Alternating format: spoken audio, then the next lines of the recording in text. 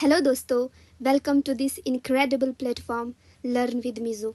आज से हम मॉडर्न इंडियन हिस्ट्री का एक complete MC video lecture series start कर रहे हैं, जिसमें हम रेवोल्यूशन ऑफ 1857 से लेकर 1947 इंडिपेंडेंस तक के सारे इंपॉर्टेंट टॉपिक्स कवर करेंगे। मैं आपको ऑनेस्टली बताना चाहती हूँ कि मैं सिविल सर्विसेज का प्रीलिम्स क्वालिफाई कर चुकी हूँ। लास्ट टाइम मैं मेंस दिया था लेकिन क्लियर नहीं हो पाया, और अभी भी मैं अपनी प्रिपरेशन कंटिन्यू कर रही हूँ। ये क्लासेस में किसी इंस्टीट्यूट या बिजनेस पर्पस के लिए नहीं, बल्कि सिर्फ अपने शौक और लर्निंग के पैशन के लिए लर्न विद मीज़ो प्लेटफॉर्म से जुड़ी हूँ। कंटेंट के मामले में आप मुझ पर रिलाई कर सकते हो। MCQs exam oriented, concept based और क्रोनोलॉजिकल ऑर्डर में होंगे, जो जेके, एसएसबी, एसएससी और यूपीएससी प्रीलिम्स और स्टेट पीसीएस के लिए यूज़फुल रहेंगे। अगर आपको किसी क्वेश्चन, एक्सप्लेनेशन या अप्रोच पर कोई फीडबैक देना हो तो प्लीज़ कमेंट बॉक्स में ज़रूर बताएं। मैं पूरी कोशिश करूँगी आपको सिंपल, क्लियर और एग्ज़ाम रेलिवेंट तरीके से पढ़ा पाऊँ। अगर आप सीरियस एस्पिरेंट हो, मॉडर्न इंडियन हिस्ट्री को एमसीक्यूज़ के थ्रू स्ट्रॉन्ग बनाना चाहते हो, तो ये सीरीज़ आपके लिए है। चलिए दोस्तों, शुरू करते हैं। जैसा कि आप अपनी स्क्रीन पर देख रहे होंगे कि मैंने मॉडर्न इंडियन हिस्ट्री को टॉपिक वाइज सबसे पहले सेग्रीगेट किया है और एमसीक्यू सीरीज़ लाई है। ठीक है, यहाँ पे चैप्टर 1 हम रेवोल्यूशन ऑफ 1857 से लेकर partition of India and independence तक करेंगे। ठीक है, और कॉन्स्टिट्यूशनल डेवलपमेंट भी करेंगे लेटर ऑन। ठीक है, अब हम देखते हैं कि ये टोटल हमारे पास 45-46 टॉपिक्स हैं, और हर वीडियो में आपको लगभग 9 चैप्टर डिस्कस करेंगे हम। ठीक है, ये जो फर्स्ट वीडियो है इसमें मैं फर्स्ट 9 चैप्टर सबसे पहले आपके साथ डिस्कस करूँगी। सबसे पहला चैप्टर होगा रेवोल्यूशन ऑफ 1857। सेकेंड चैप्टर होगा अदर मूवमेंट्स। थर्ड चैप्टर होगा हमारे पास educational development in modern India. Fourth chapter development of press in modern India. Fifth chapter होगा हमारे पास सोशल एंड रिलीजियस मूवमेंट्स, और उसके बाद हमारे पास political institutions established before the Congress, Indian National Congress, moderate groups and extremist groups in the Congress, revolutionary movement in India, revolutionary activities outside India, partition of Bengal and Swadeshi movement, Congress sessions, Banaras, Kolkata, Surat. Chapter 13 हमारे पास होगा formation of Muslim League 1906, parliamentary reforms, Delhi Darbar, Lucknow session, Home Rule League, Gandhi and his early movements, peasant movement, trade unions, Rowlatt Act, Khilafat movement, non-cooperation movement, formation of Swaraj Party, Simon Commission, Lahore session, civil disobedience movement, Gandhi-Irwin Pact, Karachi session of Congress, Round Table Conference, Communal Award and Pune Pact, Congress Socialist Party, provisional elections and formation of ministries, Tripuri crisis, Indian princely states, Second World War, demand for Pakistan, individual satyagrah, Cripps mission, Quit India movement, Subhash Chandra Bose and Azad Hind Fauj, cabinet mission, constituent assembly, formation of interim government, partition of India and independence, then constitutional development. हर एक chapter के लगभग 10 MCQs आपके साथ discuss किए जाएंगे, और जिस जगह मुझे लगेगा कि कोई टॉपिक बहुत ज़्यादा इंपॉर्टेंट है, उस केस में लगभग 20 एमसीक्यूज़ में लाऊंगी आपके साथ डिस्कस करने के लिए। ठीक है, चलिए शुरू करते हैं हमारा फर्स्ट चैप्टर है हमारे पास रिवॉल्ट ऑफ 1857। सबसे पहला क्वेश्चन है हमारे पास, Mangal Pandey incident took place at. Mangal Pandey incident took place at, कहाँ पे हुआ था Mangal Pandey incident? Meerut, Barrackpore, Ambala, Lucknow. And the right answer is Barrackpore. हमें पता है मंगल पांडे जी को लेटर ऑन इस म्यूटनी की वजह से उन्हें हैंग भी किया गया था अप्रैल 8, 1857 में। अप्रैल 8, 1857 में किया गया था। ये 34th बंगाल नेटिव इन्फेंट्री से जुड़े थे। ठीक है, और इन्हें क्यों गिरफ्तार किया गया था? क्योंकि इन्होंने गोली चलाई थी, एक सीनियर ऑफिसर पे गोली चलाई थी, अंग्रेज़ ऑफिसर पे। ठीक है, तभी इन्हें क्या था, इन्हें हैंग किया गया था अप्रैल 8, 1857 में। नेक्स्ट क्वेश्चन है हमारे पास, the immediate cause of India's first war of independence was, कि जो फर्स्ट वॉर ऑफ इंडिपेंडेंस जो 1857 की क्रांति है, उसका सबसे मेन कारण क्या था? Doctrine of lapse by Lord Dalhousie, suspicion about British interference in religion, military discontent, economic exploitation. And immediate cause क्या था? Suspicion about British interference in religion. ठीक है, लोगों को ये लग रहा था कि ब्रिटिश लोग जो हैं वो आके उनके धर्म को नष्ट कर रहे हैं। तो तभी ये वाली जो फर्स्ट वॉर ऑफ इंडिपेंडेंस हुई थी, जो हमारे पास 1857 की क्रांति हुई थी, क्यों हुई थी, ये थर्ड क्वेश्चन में आपको पता चलेगा। When was the new Enfield rifle with greased cartridge introduce in the British Indian army? कब की गई थी? Enfield rifle greased with cartridge मतलब कि एक राइफल होती थी उस टाइम पे, और वो उसको ग्रीस किया जाता था एनिमल फैट से। और जो दो एनिमल है, ऐसा मतलब कहा जाता था कि वो जो ग्रीस है वो हमने कहाँ से लिया है? पिग के फैट से और कौ के फैट से लिया है, जिसकी वजह से हिंदू मुस्लिम दोनों में ये आक्रोश फैल गया कि वो वाले जानवर जो, जैसे पिग जो है वो इस्लामिक जो रिलीजन है उसमें उसे उतना सैक्रेड नहीं माना जाता। कहते कि इसे खाने से जो रिलीजन है वो ख़राब हो जाता है। इसी तरह से काऊ हिंदूज़ के केस में इन्होंने देखा कि काऊ की जो चर्बी है, जो बंदूक की कार्टेज है, इस पर लगी हुई है। तो इसी वजह से ये वाला जो है 1857 का जो एक जो आक्रोश था, जो रिवॉल्ट था, वो हुआ था। और ये कब हुआ था? जनवरी 1857 में। ठीक है, नेक्स्ट है हमारे पास, with which uprising is Mangal Pandey associated? It's simple, option A Barrackpore. ठीक है, नेक्स्ट क्वेश्चन है हमारे पास, question number 5, which one of the following conceptions is true about the revolt of 1857? इनमें से कौन सा रिवॉल्ट ऑफ 1857 के बारे में सही है? Indian historians have described it as an Indian mutiny, कि ये एक विद्रोह था। हिंदुस्तानी हिस्टोरियंस ने बताया ये एक विद्रोह था। British historians have described it as war of independence, और ब्रिटिश हिस्टोरियंस ने बताया ये एक वॉर ऑफ इंडिपेंडेंस है। It give a death blow to the system of the East India company rule in India. ठीक है, हिला के रख दिया ईस्ट इंडिया कंपनी के रूल को। सी ऑप्शन सही है। या it was for the improvement of the administrative machinery in India, ये तो हो नहीं सकता कि एडमिनिस्ट्रेटिव मशीनरी को वो हिंदुस्तानियों के फ़ायदे के लिए इम्प्रूव करे, है ना। जो ए और बी ऑप्शन है ना वो स्वैप किए गए हैं। इंडियन हिस्टोरियंस ने बोला था वार ऑफ इंडिपेंडेंस है 1857 को, ठीक है, और ब्रिटिश हिस्टोरियंस ने इंडियन म्यूटनी का नाम दिया था कि ये कुछ नहीं है, बस एक विद्रोह है। So the option C is the right answer. ठीक है, option C is the right answer. Question number 5। Question number 6, who among the following was best thought with the title Sahib Alam Bahadur Shah? इनमें से किन को ये वाला टाइटल बहादुर शाह ने दिया था? अजीमुल्लाह, बिरजेस का कादिर, बखत खान और Hasan Khan. And the right answer is Bakht Khan. ठीक है, जनरल बखत खान, बख्त खान, जनरल बख्त खान। ठीक है, इन्होंने क्या किया था? कैप्चर किया था दिल्ली को और बनाई थी एक बरेली यूनिट ऑफ आर्मी। ठीक है, क्या बनाई थी? एक, मैं यहाँ लिख देती हूँ, बरेली यूनिट ऑफ आर्मी। ठीक है, इन्होंने बनाई थी एक बरेली यूनिट ऑफ आर्मी। तो इसी वजह से इन्होंने क्या किया था? जो सोल्जर्स थे उनका मार्गदर्शन किया था, मतलब उनको लीड किया था। तभी जो बहादुर शाह जफर है उन्होंने इनको ये टाइटल दिया था। ठीक है, साहिब आलम बहादुर का टाइटल इन्हें दिया गया था। What was the main cause of the 1857 revolt? 1857 revolt का सबसे मेन कारण क्या था?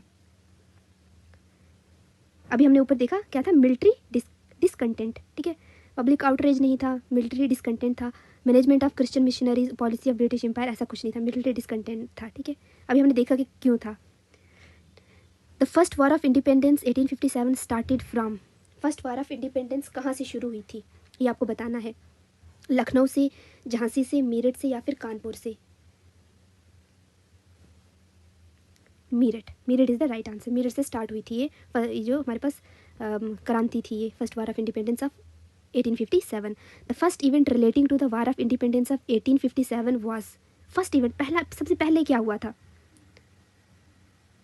Kanpur revolt and leadership by Nana Sahib, Begum Hazrat Mahal leadership of the Awadh, marching of the sepoys to the Delhi fort, revolt of Rani Jhansi. सबसे पहले क्या हुआ था? Marching of sepoys to the Delhi fort, क्योंकि तब के जो हमारे पास क्या थे, बादशाह थे, वो रेड फोर्ट में रहते थे। जो कौन थे? बहादुर शाह।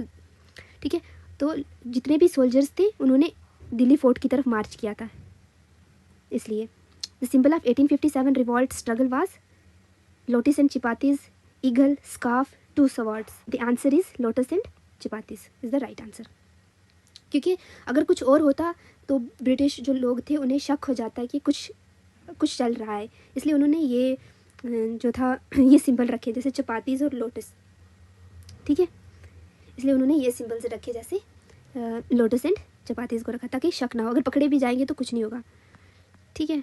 नेक्स्ट हमारे पास हम चैप्टर नंबर 2 स्टार्ट करेंगे, ठीक है। फर्स्ट के 10 MCQs हमने कर लिए, अब चैप्टर 2 स्टार्ट करेंगे अदर मोमेंट्स, ठीक। अदर मोमेंट्स का सबसे पहला क्वेश्चन है आपकी स्क्रीन पर, who was the composer of song Vande Mataram. Vande Mataram song का कंपोजर कौन थे? रविंद्रनाथ टैगोर, रामधारी सिंह दिनकर, सरोजिनी नायडू या Bankim Chandra Chatterjee. And the right answer is D, Bankim Chandra Chatterjee. Who is the author of Neel Darpan, a book written on the miserable condition of the indigo farmer. Indigo क्या हो गया?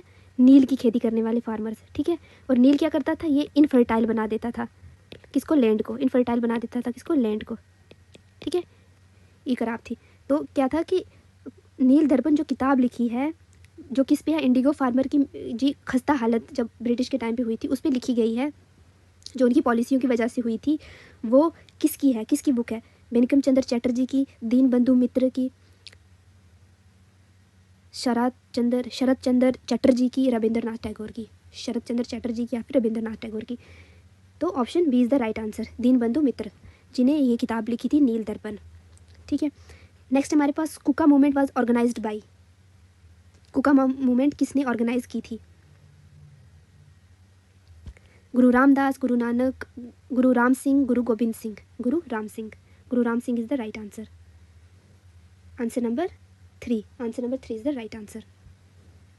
विच of the following was made famous Bankim Chandra Chatterjee in his novel Anand Math. ठीक है, जो बंकिम चंद्र चटर्जी जी का जो novel था आनंद मठ, उस पर किस के बारे में लिखा गया था? किस पे लिखा गया था? सन्यासी रिवॉल्ट, ठीक है। Question number 4, D is the right answer. Sanyasi rebellion या सन्यासी रिवॉल्ट के ऊपर लिखा गया था। Who had led the Kol revolt? Who has led the Kol revolt? Kol revolt को किसने लेड किया था? Budhu Bhagat, Surga Bhagat, Bhagwant, Jatra Bhagat. And the right answer is option A, Budhu Bhagat, ठीक है। ये रिवॉल्ट्स आप थोड़े थोड़े देख लेना कि इनका लीडर कौन था, कब हुए थे, ठीक है। क्रोनोलॉजिकल ऑर्डर में भी कभी कभी पूछा जाता है या एग्जाम्स में। वगैरह अपराइजिंग हैपेंड इन, कहाँ पे हुआ था ये? क्वेश्चन नंबर 6, डी, बड़ौदा में, ठीक है। Baroda is the right answer. Santhal revolt occurred, कब हुआ था सांथाल रिवॉल्ट? 1855 1856 के बीच में ये सांथाल रिवॉल्ट हुआ था, ठीक है। नेक्स्ट हमारे पास, which among the following provided a major factor for tribal insertion in India in 19th century. इनमें से कौन सा कारण था जिसकी वजह से ट्राइबल इंसर्शन हुआ था 19th सेंचुरी में? क्या होता है? Introduction of new system of the land revenue and taxation of tribal products, influence of foreign religious missionaries in tribal areas, rise of a large number of moneylenders, traders and revenue farmers as middlemen in tribal areas, complete disruption of old agrarian order of tribal communities, ठीक है। Tribal insurgency क्यों हुई थी? Tribal लोगों ने हथियार क्यों उठाए थे? ठीक है, क्वेश्चन नंबर 8, क्यों उठाए थे? Rise of the large number of money lender, trader and revenue farmers as middle man in the tribal areas, ठीक है। इन्होंने बहुत एक्सप्लॉयटेशन किया था इन लोगों का। नेक्स्ट है हमारे पास, which one of the following pair is not correctly matched? Munda, A option is right, ठीक है। Santhal, Kanhu, Ahom, Gomdhar, Konwar and Nayak, Tana Bhagat. Question number 9, D is the right answer. Arrange the following uprising against British colonial power in India prior to 1857। 1857 की क्रांति से पहले ये जो हमारे पास uprising हुई थी विद्रोह हुए थे, इनको हमने क्रोनोलॉजिकल ऑर्डर में क्या करना है, देखना है। ठीक है, सबसे पहले हमारे पास सिपोई म्यूटनी एट वेल्लोर जो हुई थी 1806 में। ठीक है, उसके बाद कच्छ रिबेलियन हुआ था हमारे पास 1815 से 1516। ठीक है, उसके बाद स्पाई म्यूटनी हुई थी बंगाल में Vellore, sepoy mutiny eight Vellore ये हुई थी हमारे पास। संथाल अपराइजिंग हुई थी हमारे पास 1855 से 1856 में। ठीक है, और ये हुई थी हमारे पास 1806 में।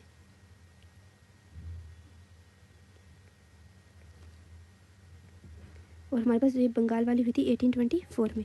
तो इस हिसाब से हमें देखना है कि संथाल अपराइजिंग सबसे लास्ट पे हुई थी, 4 जो है लास्ट पे आना चाहिए हमारे पास। तो उस हिसाब से हमारे पास फर्स्ट और सेकंड में से कोई एक ऑप्शन होगा। यहाँ क्रोनोलॉजी भी ऑर्डर में नहीं दी गई है, सो हम ए और बी में से मार्क करेंगे ए आंसर। ठीक है, ए is the right answer. Next हम चैप्टर नंबर 3 स्टार्ट करने वाले हैं। ठीक है, और ये किसके बारे में है, ये हमारे पास है modern education in India. Modern education in India. Who founded the first Sanskrit महाविद्यालय एट वाराणसी। सबसे पहला जो संस्कृत महाविद्यालय था वो किसने फाउंड किया था, option C is the right answer, Jonathan Duncan ने किया था। Where was the first madrasa set up by British in India. पहला मदरसा कोलकाता में बनाया गया था।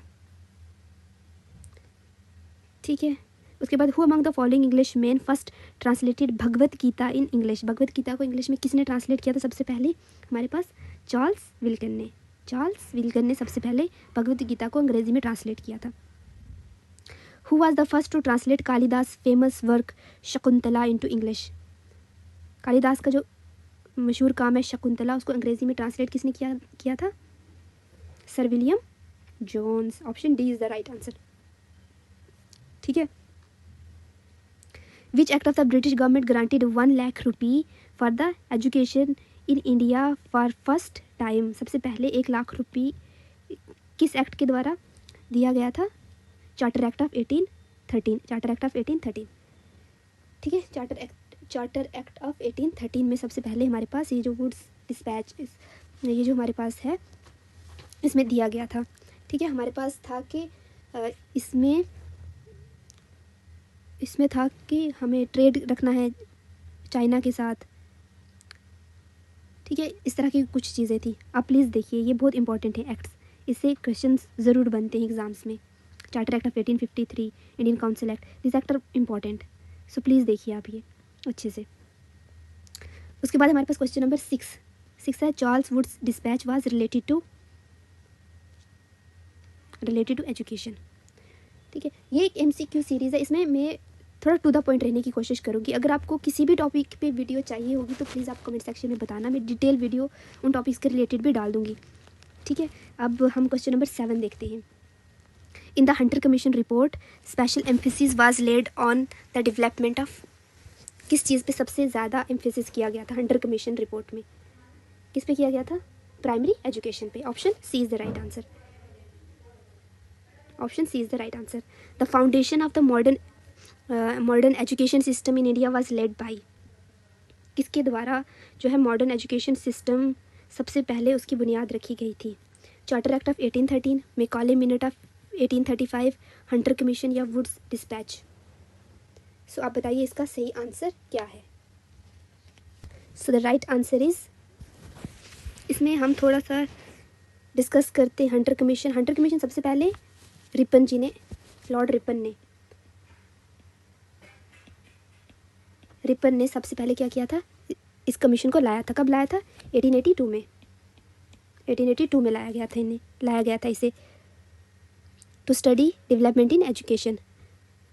ठीक है, एजुकेशन के रिलेटेड, सो प्राइमरी एजुकेशन। ठीक है, नेक्स्ट है हमारे पास the foundation of the modern education system was laid by, किसके द्वारा, वुड्स डिस्पैच ऑफ 1854 के द्वारा मॉडर्न एजुकेशन सिस्टम की बुनियाद रखी गई इंडिया के अंदर। उसके बाद हमारे पास question number 9, during India's colonial period the theory of downward filtration was related to. Related to education. Downward filtration theory क्या है कि हम जो ऊपर के अमीर लोग हैं उनको पढ़ाएंगे और धीरे धीरे वो क्या करेंगे, नीचे एजुकेशन को स्प्रेड कर देंगे। ठीक है, this is known as downward filtration theory. ठीक है, ऊपर के कुछ सेक्शन को पढ़ाएंगे और उससे थोड़ा थोड़ा जो होगा वो नीचे भी जाएगा, रिसोर्सेज नीचे जाएंगे। This is known as downward filtration theory. और इस केस में हम एजुकेशन के रिलेटेड इसे पढ़ेंगे कि ऊपर वाले लोग पढ़ेंगे, अपर क्लास के लोग, और उससे क्या होगा कि अपर क्लास लोग पढ़े लिखे होंगे तो फिर वो क्या करेंगे, नीचे वाली क्लास के लोगों को भी पढ़ाएंगे। ठीक है, एजुकेशन देंगे। फर्स्ट हमारे पास the first 3 universities in India, Calcutta, Bombay and Madras was established in. तीनों यूनिवर्सिटी कब हुई थी? 1857 is the right answer. Next है हमारे पास फोर्थ चैप्टर में हम पढ़ेंगे development of press in modern India. ठीक है,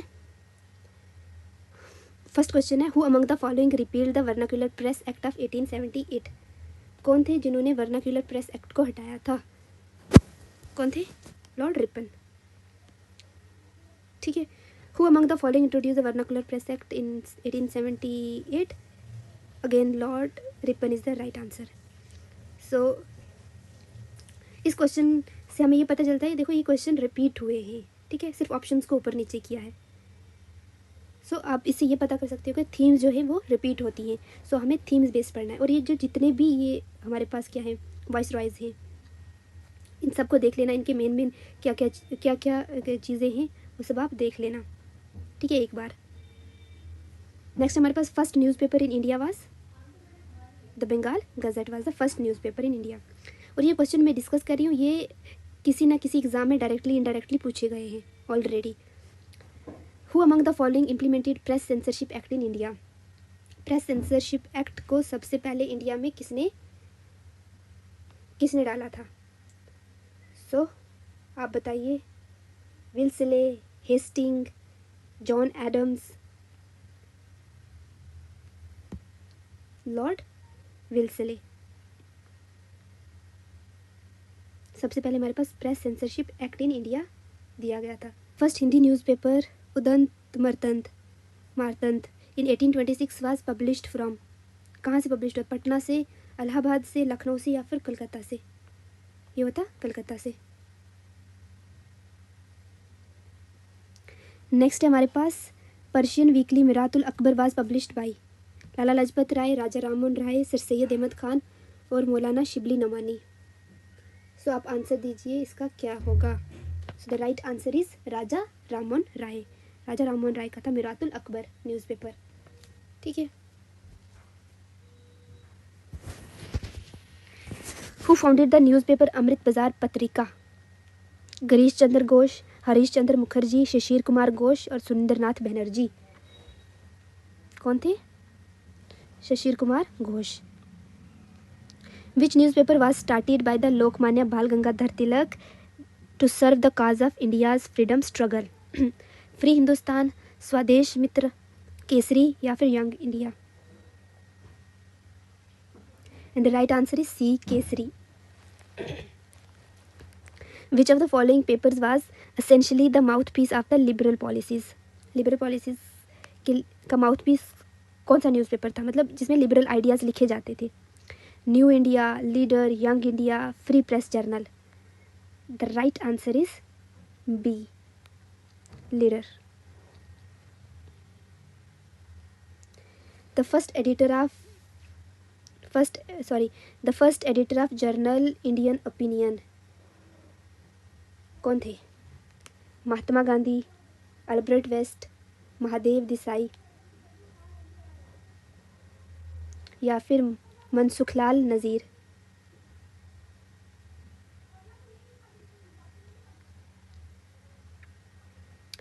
ठीक है, जो हमारे पास यंग इंडिया था वो इनके रिलेटेड,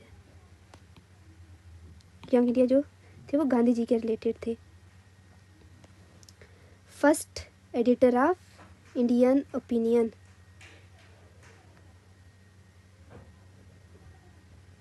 जर्नल इंडियन ओपिनियन कौन थे? मनसुखलाल नज़ीर। और ये लॉन्च हुआ था 1904 में।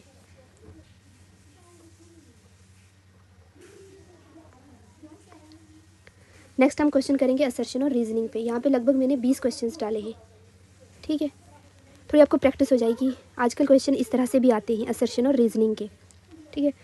सबसे पहला क्वेश्चन है हमारा यहाँ पे, और ये किस टॉपिक के रिलेटेड होगी, Indian renaissance and social reforms पे। फर्स्ट क्वेश्चन है असर्शन हमारे पास, Raja Ram Mohan Roy is called the father of Indian renaissance.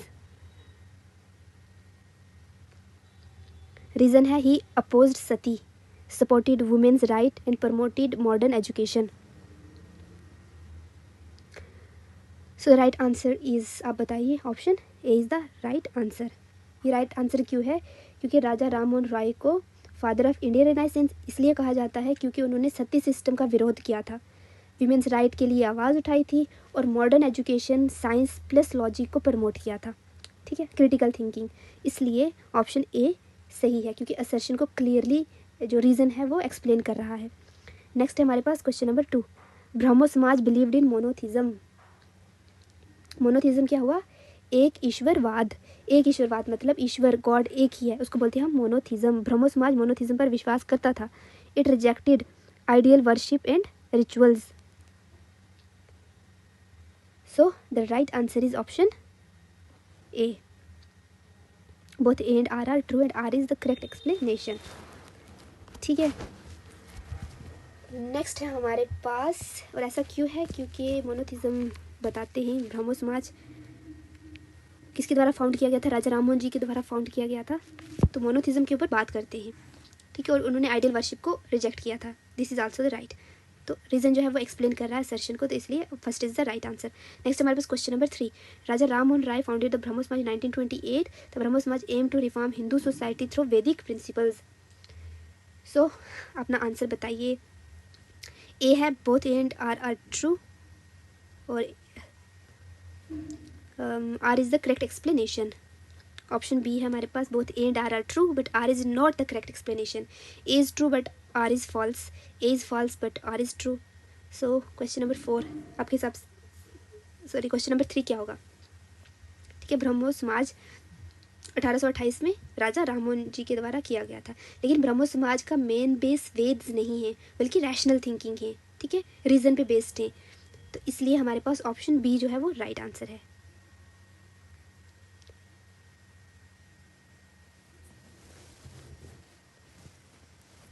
ठीक है, और is not the correct explanation. The Brahmo Samaj aim to reform Hindu society through Vedic principles, नहीं, ये नहीं है। A is true, R is false is the right answer, C is the right answer. Assertion है Atmiya Sabha was the first reform organisation of Raja Rammohan Roy. It discussed social and religious issues through educated Bengalis. Question number 4, ठीक है। Atmiya Sabha was the first reform organisation, भाई ये तो गलत है। आत्मीय सभा first reform, ये सही है। आत्मीय सभा जो था वो फर्स्ट रिफॉर्म था, और यहाँ पे सोशल और रिलीजियस इश्यूज बंगालियों के द्वारा डिस्कस किए जाते थे। So option A is the right answer. Option A is the right answer. Swami Vivekananda represented India at the parliament of world religions, ठीक है, जो कहाँ पे हुई थी, शिकागो में हुई थी। और एक बड़ी फेमस स्पीच है उनकी, जहाँ पे इन्होंने जो लोग हैं उन्हें ब्रदर्स एंड सिस्टर्स करके संबोधित किया था जब अपनी स्पीच को स्टार्ट किया था, और ये स्पीच बहुत फेमस हुई थी इसकी वजह से। So the right answer is option A, both and R true, R is the correct explanation of A, ठीक है। उसके बाद असर्शन क्वेश्चन नंबर 6 में है, Ramakrishna mission was founded in 1897। Ramakrishna mission was founded in 1897. It was founded by Swami Vivekanand after death of Ramakrishna Paramahans. Option है हमारे पास, ए वही both and are true, R is the correct explanation. Similarly, both and are true, but R is not the correct explanation. A is true, but R is false. A is false, but R is true. So आप देखो कौन सा option सही होगा हमारे पास, ए, both and A and R are true. R is the correct explanation. Next हमारे पास question number 8. Lord William Bentinck abolished the sati. Raja Rammohn Roy supported the sati system. Raja Rammohan Roy supported the sati system. उन्होंने तो विरोध किया था सती system का. ये ऐसा नहीं होना चाहिए कि कोई औरत है, अगर उसके हस्बैंड की डेथ हो जाती है तो हस्बैंड की चिता के साथ साथ ही वो अपने आप को अग्नि में झोंक देगी, अपनी जान ले लेगी इस वजह से. तो उन्होंने तो विरोध किया था इस चीज़ का. So the right answer is हमारे पास option C. A is true, R is false. ठीक है. नेक्स्ट हमारे पास question number 9. The age of consent act passed in 1891. ठीक है. और एक बात और, विलियम बेंटिक ने कब किया था ये? सॉरी, नेक्स्ट देखते हैं हम. नेक्स्ट है हमारे पास the age of consent act was passed in 1891. यहाँ पे हमारे पास क्या किया गया था? गर्ल्स की एज, मैरिजेबल एज जो है उसको बढ़ाया गया था. It raise the minimum age of the girls for marriage. Both A and R are true. R is the correct explanation. Next है हमारे पास असर्शन है, Behram ji Malabari was a leading Parsi social reformer. ठीक है. He crusaded for the age of consent act. So the option A is the right answer. Both and R are true. R is the correct explanation. ठीक है. बहराम जी मालाबारी एक Parsi reformer थे और as of consent act के strong supporter थे. दोनों statement एक दूसरे को डायरेक्टली कनेक्टेड है, मतलब एक दूसरे से डायरेक्टली कनेक्टेड हो, इसलिए हम जो फर्स्ट ऑप्शन जो है वो मार्क करेंगे इसमें. हमारे पास असर्शन है, Sharda act was related to prevention of child marriage. It fix the minimum marriageable age for boys and girls. So the option A is the right answer. 11. Option A is the right answer. क्योंकि जो Sharda act था वो child marriage को prevent करने के लिए था और बॉयज़ और गर्ल्स के लिए मिनिमम एज को इसमें फिक्स किया गया था, इसलिए रीज़न बिल्कुल डायरेक्ट एक्सप्लेन करता है असर्शन को. ठीक है. इसलिए option A is the right answer. Next है हमारे पास क्वेश्चन नंबर 12. डी के Karve is associated with women education. He worked extensively for window remarriage and women upliftment. ठीक है. तो option A is the right answer. ठीक है. डी के कार्वे वुमेन एजुकेशन के पायनियर थे और विडोज़ की अपलिफ्टमेंट के लिए उन्होंने काम किया था. सो इसलिए असर्शन और रीज़न परफेक्टली एक दूसरे के साथ लिंक्ड है, इसलिए option A is the right answer. Question number 13 देखते हैं आगे. क्वेश्चन नंबर 13 है हमारे पास, Mahadev Govind Ranade relied on legislation for social reforms. Reason क्या है इसमें? He was associated with the national social conference. Question number 13. Option A is the right answer. ठीक है. जो रानाडे थे वो सोशल रिफॉर्म के लिए लॉ एंड लेजिस्लेशन पर भरोसा करते थे, तो नेशनल सोशल कॉन्फ्रेंस के थ्रू रिफॉर्म्स प्रमोट किए इन्होंने, इसलिए रीज़न और असर्शन को एक्सप्लेन कर. ठीक है. इसलिए option A is the right answer. Question number हमारे पास 14 कहता है कि national social conference was formed during freedom struggle. ठीक है. जो इंडियन नेशनल कॉन्फ्रेंस है वो फ्रीडम स्ट्रगल के दौरान उसको बनाया गया और Indian National Congress avoided social reforms discussion. ठीक है. Option A is the reason क्या है कि आईएनसी पॉलिटिकल स्ट्रगल पर फोकस करता था. ठीक है. इसलिए वो सोशल जो रिफॉर्म्स थे उसको अवॉइड करता था, इसलिए option A is the right answer. Next हमारे पास question number 15. Theosophical society was founded by madam Blavatsky के द्वारा फाउंड किया गया था. Its success in India was mainly due to Annie Besant. So the right answer is option B.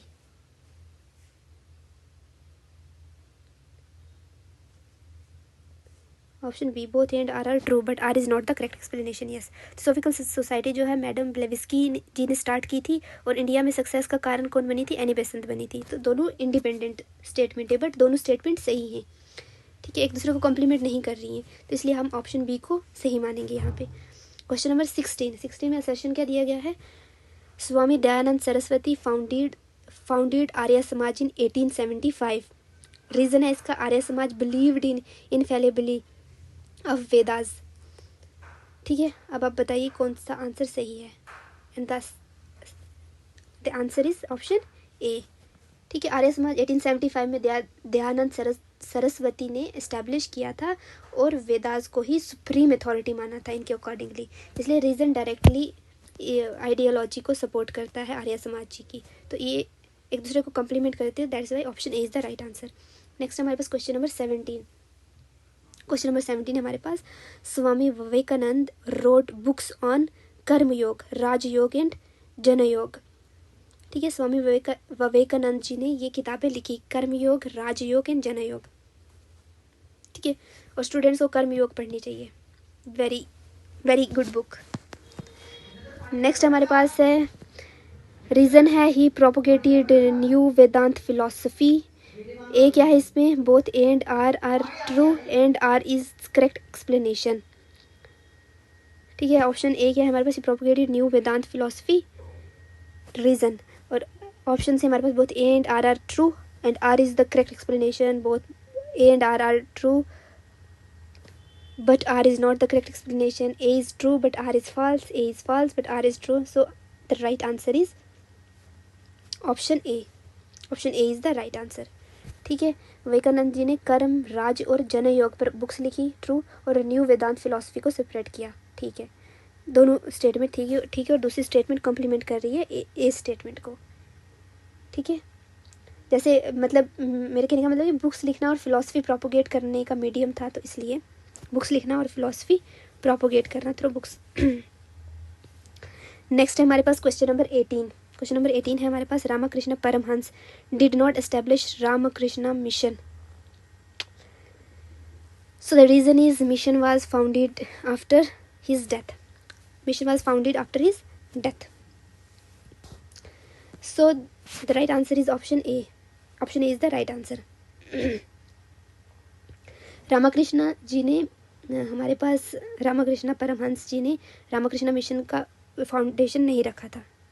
ठीक है, ये ट्रू है, और इनका फाउंडेशन डेथ के बाद इन्हीं के जो स्टूडेंट थे स्वामी विवेकानंद जी, उन्होंने रखा था रामकृष्ण मिशन की का बेसिस। ठीक है, इसलिए रीजन डायरेक्टली असर्शन को जस्टिफाई करता है, इसलिए ए statement is the right answer. Question number 19 है हमारे पास, जल्दी जल्दी करते हैं, है ना। ब्रह्मो समाज opposed child marriage and sati, it supported western education and rational thinking. Yes, option A is the right answer. You are thinking right. ठीक है, both A and R are true and R is the correct explanation. क्योंकि ब्रह्मो समाज social evils के against था, rational thinking और modern education को support करता था, इसलिए रीज़न से ही हमें पता चल गया कि रिफॉर्म मूवमेंट हुआ होगा। रीज़न कॉम्प्लीमेंट करता है कि रिफॉर्म मूवमेंट हुआ होगा, मतलब चाइल्ड मैरिज का अपोज हुआ होगा, सती का अपोज हुआ होगा, तो इसलिए ए ऑप्शन जो है वो सही है, इसलिए रीज़न जो है वो असर्शन को सही लिंक कर रहा है। नेक्स्ट हमारे पास क्वेश्चन नंबर 20। असर्शन है हमारे पास, Indian renaissance was influenced mainly by western ideas, educated Hindu middle class played a major role in it. ठीक है, the answer is option A. Indian renaissance western ideas पे डिपेंड था, जैसे एजुकेशन हो गया, साइंस हो गया, लॉजिक हो गया। ठीक है, इन चीज़ों से वेस्टर्न आइडियाज़ जो थे वो इन्फ्लुएंस्ड थे, और एजुकेटेड मिडिल क्लास ने लीड लिया था इसमें। ठीक है, क्योंकि पहले एजुकेशन जो हिंदू मिडिल क्लास थी उन तक पहुंची थी, इसलिए both and R true and R is the correct explanation. I hope आपको असर्शन एंड रीजनिंग के क्वेश्चन समझ में आए होंगे। नेक्स्ट हम चैप्टर 6 पे चलते हैं, वो है हमारे पास प्री कांग्रेस पॉलिटिकल एसोसिएशन। इस पर हम लगभग 10 क्वेश्चन करेंगे। ठीक है, इस पर हम कितने क्वेश्चन करेंगे, 10 क्वेश्चन करेंगे। सबसे पहला है, who was the founder of Indian association in 1876। कौन थे फाउंडर, दादा भाई नेहरू जी, बाल गंगाधर तिलक, एओ ह्यूम या Surendranath Banerjee. The right answer is option D, Surendranath Banerjee Indian association के फाउंडर थे। Which organization is regarded as the most important pre Congress nationalist organization. Bengal British India society, East India association, young Bengal association, Indian association of Calcutta. So the right answer is option D, Indian association of Calcutta. Who was the first Indian to be dismissed from the Indian civil service. Indian civil service से सबसे पहले किसको हटाया गया था, कौन थे। Option B is the right answer. It is important question, बहुत बार देखा गया है ये कॉम्पिटिटिव एग्जाम में। ठीक है, सुरेंद्रनाथ बनर्जी को सबसे पहले हटाया गया था इंडियन सिविल सर्विसेज से, डिसमिस किया गया था। In which year was the Surendranath Banerjee removed from the Indian civil services? कब किया गया था? Option A is the right answer, 1874 AD में। ठीक है, Madras Mahajan Sabha was established in, Madras Mahajan Sabha was established इन 1885। 1885 में हमारे पास मद्रास महाजन सभा को एस्टैब्लिश किया गया था। नेक्स्ट है हमारे पास, who was one of the founder of Bombay presidency association? Bombay presidency association के फाउंडर कौन थे, ये आपको बताना है। ऑप्शन ए है हमारे पास B Anant Charlu, Firoz Shah Mehta, B Anant Charlu, Firoz Shah Mehta, MV Raghava चैटर और गजलुल Chatterjee Shetty, Lakshminarasu Shetty. So the right answer is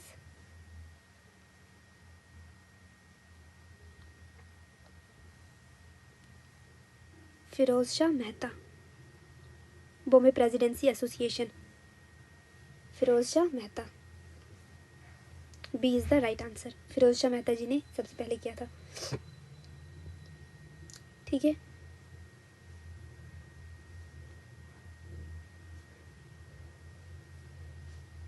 next है हमारे पास क्वेश्चन है, which organization submitted a petition in 1875 to the British House of Commons demanding direct representation of India?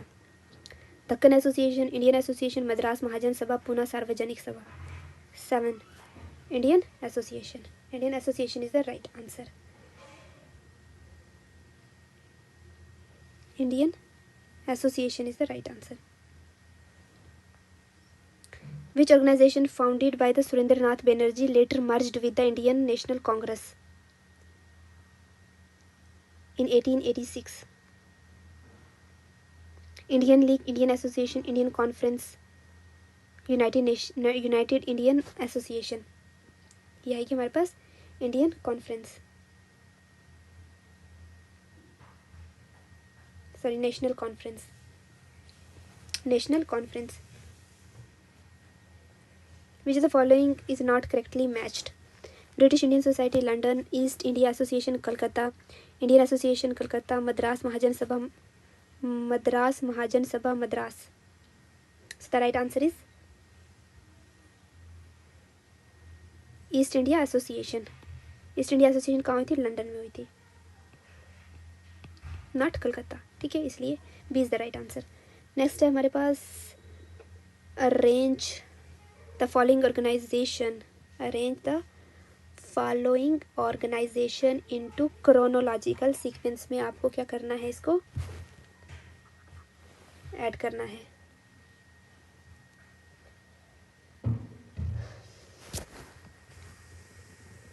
ठीक है, option A is the right answer, it is already written. ठीक है, ये कब हुआ था? भंग भाषा सभा ये हुई थी 1836 में, ये हुई थी 1843 में, ये हुई थी 1875 में। इंडियन लीग हुई थी 1875 में और इंडियन एसोसिएशन हुई थी 1876 में। तो option A is the right answer. Next हम देखते हैं chapter 7, Indian National Congress. Indian National Congress पे क्वेश्चन देखते हैं। सबसे पहले, who was the first president of Indian National Congress? आपने देखा होगा ये question.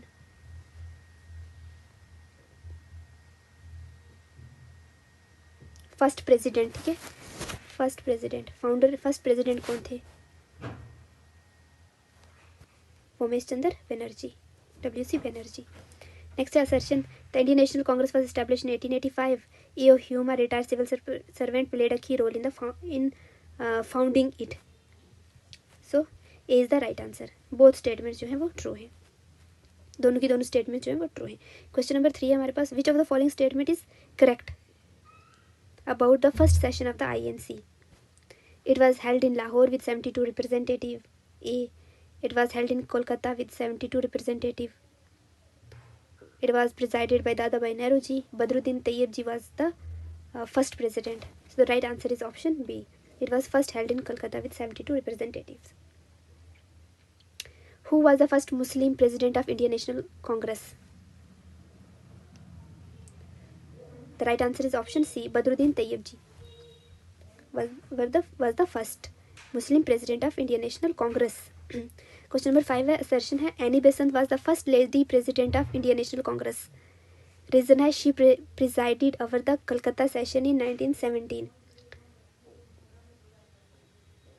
So both A and R are true. R is the correct explanation. ठीक है, एनी बेसेंट जी फर्स्ट लेडी प्रेसिडेंट थी इंडियन नेशनल कांग्रेस की. ठीक है, दोनों की दोनों सही हैं. The first European to be elected as president of INC, George Yule. First थे. These are really important questions. ये already आ चुके हैं एग्जाम्स में, ये याद रखना आप. Identify the correct statement about the INC general secretary in 1885. Dadabhai Nehru ji served as general secretary. Umesh Chandra Banerjee served as general secretary. A.O. Hume served as general secretary. Surendranath Banerjee served as general secretary. So the right answer is A.O. Hume ji जो थे वो general secretary थे. कब? 1885 में. During the formation of INC who was the viceroy of India? Curzon, Dufferin, Ripon और Elin?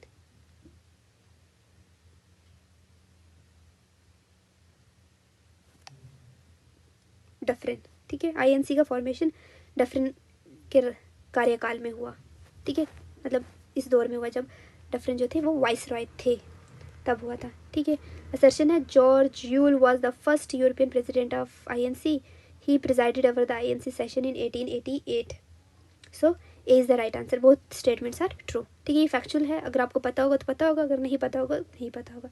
ठीक है, आई hope आपको थोड़ा सा आइडिया लगेगा कि किस तरह से क्वेश्चन आते हैं एग्जाम्स में. Select the correct statement. Question number 10. The first session of INC was attended by 82 representatives. Umesh Chandra Banerjee presided over the second session of INC.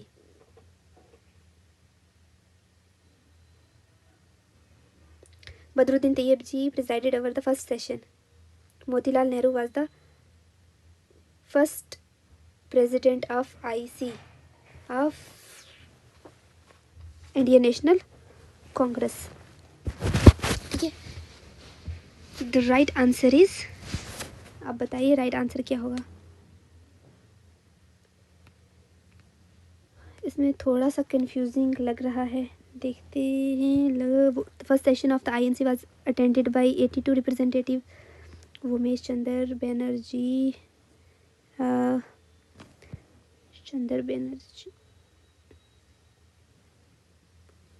So the first session of INC was attended by 82 representative.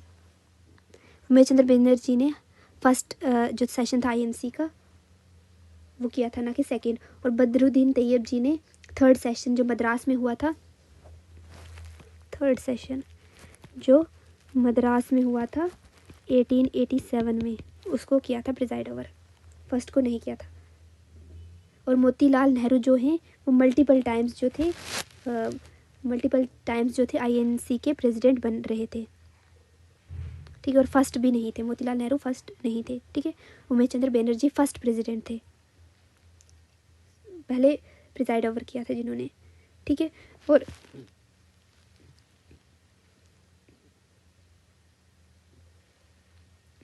Sorry ये यहाँ पे 72 representative थे, इसका मतलब चारों की चारों statement गलत हैं. First session of INC was attended by 72 representatives, जो 1885 में हुआ था, नॉट 82. सो ऑप्शन ए जो है वो गलत है. तो उस हिसाब से यहाँ पे कोई भी स्टेटमेंट जो है वो सही नहीं है, सारी की सारी स्टेटमेंट्स गलत हैं. नेक्स्ट है हमारे पास moderate and extremist groups in Congress. Top 10 mixed MCQs हम देखेंगे. ठीक है, मॉडरेट एंड एक्सट्रीमिस्ट. सो आपकी स्क्रीन पर फर्स्ट क्वेश्चन है, who among the following leader belonged to the extremist wing of Congress? Aurobindo Ghosh, Dadabhai Nehru, Gopal Chandra Gokhale and SN Banerjee.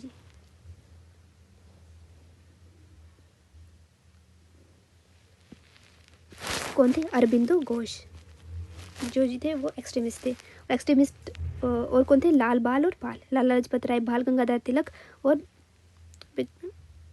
लाल बाल पाल, बिपिन चंद्र पाल। ठीक है, ये तीन थे मेन लीडर्स जो थे, एक्सट्रीमिस्ट लीडर थे। क्वेश्चन नंबर 2 है हमारे पास, the Indian national movement came to be dominated by extremist after 1905। Reason है Lokmanya Tilak, Bipin Chandra Pal, Lala Lajpat Rai advocated aggressive methods and self rule. ठीक है, यस, आर इज ट्रू। ठीक है, तो option A is correct answer. The Indian national movement came to be dominated by extremist after 1905। 1905 के बाद extremist ही ने ही जो था डोमिनेट किया था, और ये एक्सट्रीमिस्ट ही लीडर थे। ठीक है, option A is the right answer.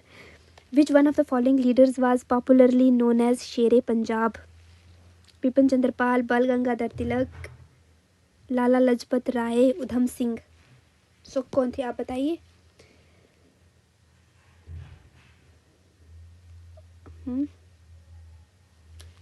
Bipin Chandra Pal, Lala Lajpat Rai, sorry, Bipin Chandra Pal, Bal Gangadhar Tilak, Lala Lajpat Rai. So the option C is the right answer, Lala Lajpat Rai. Lion of Punjab जिन्हें कहा जाता है, फारिस फियर्स नेशनलिज्म, और जो उन्होंने लीडरशिप दिखाई थी फ्रीडम स्ट्रगल में, सो दैट इज वाई। ठीक है, हु कॉल्ड बाल गंगाधर तिलक फादर ऑफ इंडियन अनरेस्ट? किसने कहा था? वेंसिट स्मिथ ने। दिस इज, ठीक है, वेंसिट स्मिथ ये क्या थे? एक ब्रिटिश जर्नलिस्ट थे और ऑथर थे Valentine Kirol, Valentine Kirol called the बाल गंगाधर तिलक एंड ऑथर ये ब्रिटिश जर्नलिस्ट वेंसिट स्मिथ और ऑथर वैलेंटीन किरोल जो थे, इन दोनों ने बाल गंगाधर तिलक जी को फादर ऑफ इंडियन अनरेस्ट कहा था। ठीक है, father of Indian unrest. Question number 5 है हमारे पास, स्वदेशी movement encourage the use of indigenous goods our imported commodities. Sorry, स्वदेशी मूवमेंट ने क्या कहा था कि देसी चीज़ों का यूज़ करो और विदेशी चीज़ों का बहिष्कार करो, कि जो बाहर से आने वाली चीज़ें हैं उनका यूज़ नहीं करो और जो देश में ही प्रोड्यूस हो रही हैं उसका इस्तेमाल करो। ये statement is true. It was supported mainly by extremist leader like Bal Gangadhar Tilak and Bipin Chandra Pal. ठीक है, C is the right answer. Mainly इन्होंने नहीं किया था, बल्कि हर तरह के लोगों ने इसका साथ दिया था। ठीक है,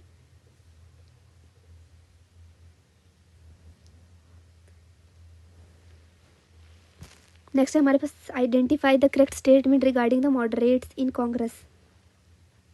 क्वेश्चन नंबर 6। मुझे लगता है कि क्वेश्चन नंबर जो 5 है उसका आंसर ए आएगा सही। ठीक है, एक्सट्रीमिस्ट लीडर बाल गंगाधर तिलक जी, बिपिन चंद्र पाल ने किया था मेनली। यस। क्वेश्चन नंबर 6 जो है हमारे पास, identify the correct statement regarding the moderates in Congress. They hailed mostly from the urban areas. They advocated aggressive methods of protest. They supported violent revolt against British. They were mostly anti-British revolutionaries. So question number 6. Question number 6 का option number A, they hailed mostly from the urban areas। ठीक है, moderate जो थे mainly urban areas से थे। ठीक है, aggressive method तो क्यों बताएंगे। ठीक है, पेयर पिटिशन जो था इनका मेन था। उसके बाद दे सपोर्टेड वायलेंट, ये नहीं था, and mostly anti British revolutionaries, ये भी नहीं था। ठीक, option A is the right answer. Which of the following leaders were the supporter of Swadeshi movement? Aurobindo Ghosh, Lala Hardayal, Bal Gangadhar Tilak and Sardar Bhagat Singh. So the right answer is Bal Gangadhar Tilak, extremist leaders. देखा हमने ऊपर एक क्वेश्चन किया, इसी हिसाब से असर्शन रीजनिंग में कैसे पूछा जाएगा और डायरेक्टली अगर बनेगी स्टेटमेंट तो वो कैसे बनेगी। ठीक है, नेक्स्ट हमारे पास, who among the following accuse the Indian National Congress of participating politics of prayer petition and protest. ठीक है, एक्सट्रीम कुछ नहीं करेंगे। सो इनमें से कौन थे नरम दल के? देखो, गर्म दल और नरम दल, मॉडरेट और एक्सट्रीमिस्ट, दो तरह के, और मिलिटेंट नेशनलिज्म, तीन तरह की ये थी विचारधाराएं थी। मॉडरेट जो थे वो अपनी जो डिमांड थी उसको प्रेयर, पिटीशन और प्रोटेस्ट के ज़रिए रखना चाहते थे। एक्सट्रीमिस्ट जो थे वो हमारे पास मतलब एक्सट्रीमिस्ट जो थे वो एक्सट्रीम एक्टिविटीज़ को करते थे कि अगर हमें मतलब अगर कुछ आज़ादी नहीं दी गई तो हम क्या करेंगे, हम बाजू के ज़ोर पे आज़ादी को लेंगे, ठीक है, वायलेंट एक्टिविटीज़ करेंगे, हाँ वायलेंट एक्टिविटीज़ करेंगे, ठीक है, और उससे आज़ादी लेंगे। सो इसमें फिरोज़ शाह मेहता, दादा भाई नेहरू जी, Subhash Chandra Bose, Bal Gangadhar Tilak, which is the right answer. Who among the following accuse the Indian National Congress of participating politics of, ठीक है, किसने एक्यूज़ किया था कि जो इंडियन नेशनल कांग्रेस है वो ये सब कर रही है, प्रेयर कर रही है, पिटिशन कर रही है, प्रोटेस्ट कर रही है, तो वो कौन थे, बाल गंगाधर तिलक, ठीक है, क्योंकि बाल गंगाधर तिलक इन तीनों चीज़ों के क्रिटिक थे, ठीक है, वो क्या थे, एक वो इन तीनों चीज़ों के क्रिटिक थे। बाल गंगाधर तिलक जो थे वो एक्सट्रीमिस्ट लीडर थे, ठीक है, वो वायलेंट एक्टिविटीज़ में, आक्रोश वाली एक्टिविटीज़ में इन्वॉल्व होने का बोलते थे। Who among the following is known as father of Indian unrest, A O. Hume, Dadabhai Nehru ji, Bal Gangadhar Tilak, yes, so C is the right answer. Bal Gangadhar तिलक को फादर ऑफ अनरेस्ट कहा गया था। तो किसने कहा था वो ऑलरेडी क्वेश्चन हमने डिस्कस किया है, ठीक है, Vincent Smith. The Indian Muslims were generally not attracted to the extremist movement because the Indian Muslims were generally not attracted to the extremist movement because Indian Muslims extremist movement की तरफ attract नहीं हुए थे, क्यों, influence of the sir Syed Ahmad Khan anti Muslim extremist leader थे, या फिर indifference shown to the Muslim aspirations, extremist focused on the Hindu interest. The right answer is option C. यहाँ पे पता ही क्या हुआ था कि लीडर्स जैसे बाल गंगाधर तिलक वो ज़्यादातर जो हिंदूज़ के इंटरेस्ट है, जैसे गणपति फेस्टिवल का सेलिब्रेशन करना, ऐसे ऐसे, ठीक है, और जो रिलीजन की चीज़ें थी उनको ला रहे थे एज अ फ्रीडम स्ट्रगल में, और मुस्लिम जो थे इस वजह से एलिनेटेड फील करते थे कि उनके इंटरेस्ट की बात नहीं हो रही है, तो इसलिए हमारे पास जो इंडियन मुस्लिम थे वो जनरली अट्रैक्ट नहीं हुए थे एक्सट्रीमिस्ट मूवमेंट में, ठीक है। नेक्स्ट हमारे पास 9, this is the last chapter of this video, ठीक है। टॉप 10 क्वेश्चन है हमारे पास, ये है हमारे पास revolutionary movement in India, revolutionary movement in India. Top 10 MCQs क्या है इसमें, who founded the secret society Abhinav Bharat, Abhinav Bharat को किसने अभिनव भारत का फाउंड किसने किया था, अभिनव भारत को फाउंड किसने किया था, किसने किया था, वी.डी. सावरकर ने किया था। Jugantar party was led by Jatindra Nath Mukherjee, is it true, and reason it was a revolutionary organization in Bengal aimed at armed struggle against British, so both are correct, ठीक है। ये अब जब डिटेल में पढ़ेंगे तो इसके बारे में हम बात कर सकते हैं। Which of the following statement is correct about the Anushalan Samiti? It was associated with the Barinder Ghosh. It was primarily a social reform organization. It was set up in Madras. It focused on the passive resistance. So it is a reasoning based question. So question number 3. Option A is the right answer. It was associated with the Barinder Ghosh. Barinder Ghosh. ठीक है, एक ये क्या थी, एक revolutionary group था जो बंगाल के अंदर था, ठीक है। अनुशालन समिति, ये क्या था, एक revolutionary group in Bengal, revolutionary group था बंगाल के अंदर। The Mitra Mela union was started by, Mitra Mela Vinayak Damodar Savarkar, ठीक है जी, started the Mitra Mela. Next हमारे पास who was the brilliantly defended in the Alipore conspiracy case, Aurobindo Ghosh, Motilal Nehru, Umesh Chandra Banerjee, Tej Bahadur Sapru. So the right answer is Aurobindo Ghosh. Aurobindo Ghosh was the right answer, defended in the Alipore conspiracy case, ठीक है। The Hindustan republican association was set up in which year, Hindustan republican association 1924, Hindustan republican association found की गई थी।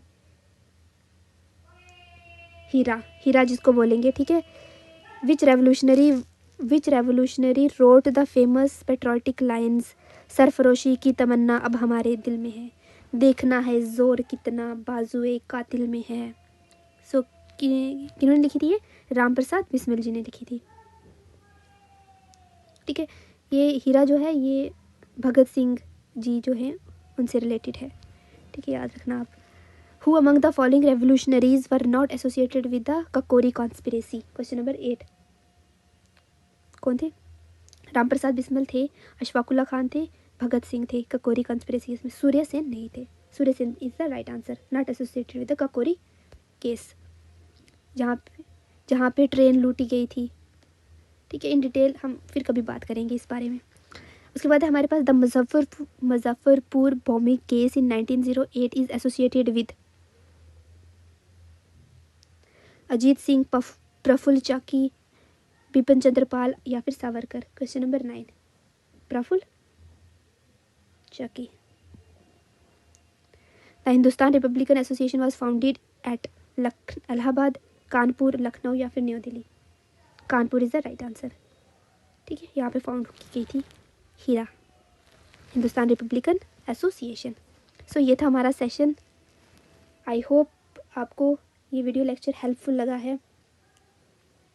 ठीक है, अगर ये helpful लगा हो तो बताइए, अपना फीडबैक दीजिए। ठीक है, ताकि हम और ऐसे ही इन्फॉर्मेटिव वीडियोस लाते रहें और पढ़ते रहिए लर्न विद मिज़ू के साथ। तब तक के लिए टेक केयर।